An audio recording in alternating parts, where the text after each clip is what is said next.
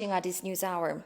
The world should not turn a blind eye to racist propaganda and xenophobic incitements. Israeli ambassador to Ethiopia, Raphael Morav, made the remark today at the annual International Day of Commemoration at the UNECA in memory of the Holocaust. He said indifference to minority call and hatred speech might cost dearly unless rectified immediately. Shifra Ulak reports. 6 million Jews and millions of others systematically were killed by the German Nazis and their collaborators during the Second World War. The International Day of Commemoration in memory of the victims of the Holocaust pays tribute to the victims annually.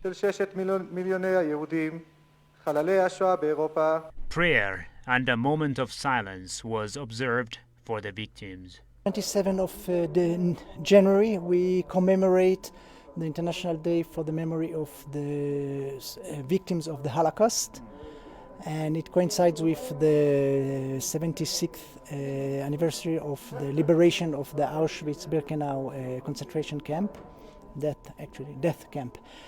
And we commemorate the victims, and we try to draw the lessons of the Holocaust in order that this will never happen again, and with the message that we will also never forget what happened.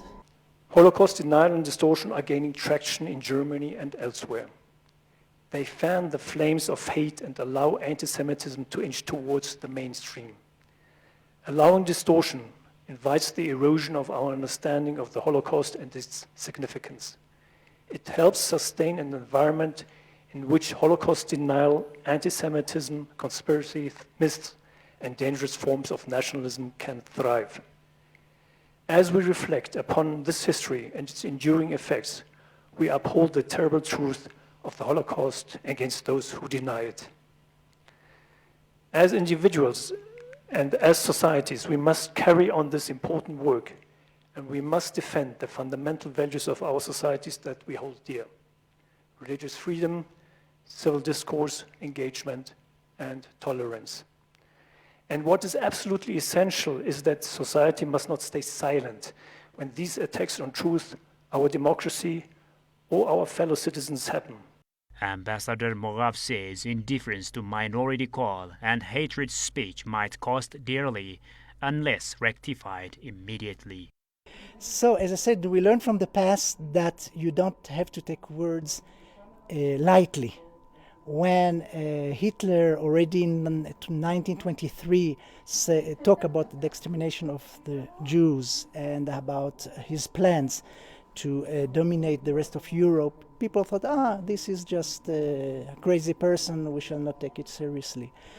And when acts of anti-Semitism, pogroms, for example, the Kristallnacht in 1936, when many synagogues were burned down, it was the killer sign. And again, the people were a bit indifferent, said, okay, that is something marginal, it's a minority, it's some...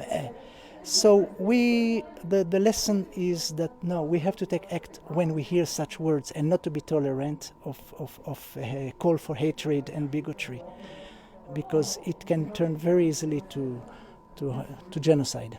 So we, the international community, and we have a moral duty and a civil duty and a political duty to fight together against these calls, which are calls of minorities, but can slip into acts of a majority if the majority is indifferent. The event featured a special live online testimony by the Holocaust survivor, who outlined the horrific ordeal he had to go through. The event also shed the spotlight on the importance of forgiveness and helping create a world of equality, justice, and dignity for all. Meanwhile, Israeli ambassador to Ethiopia, Raphael Morav, says his 3-year tenure in Ethiopia was successful and interesting. Asked about his stay in Ethiopia, the outgoing ambassador said Ethiopia and Israel have enjoyed a new height of friendship and cooperation over the past 3 years. Take a listen. Personally, I had a lot of satisfaction of working in Ethiopia with the Ethiopian people. I learned a lot from the Ethiopian people, about self-reliance, about dignity, about honor, friendship, and this I will definitely take with me wherever I go. And for me it was a very interesting period where the Israeli-Ethiopian relations went to really higher degrees. We had the visit of the President of the State of Israel in Ethiopia, first time in the history. We had the visit of Prime Minister Abiy in Israel in September 19, and the cooperation was strengthened in various fields, if it's agriculture, if it's innovation, in health. And in the last year, we're very much active in humanitarian assistance due to the COVID. We made a lot of operations for, first of all, for medical aid supply, and later on with food aid to the vulnerable communities in Ethiopia. Thank you very much, and I also wish Ethiopia and the Ethiopian people prosperity, health, and peace.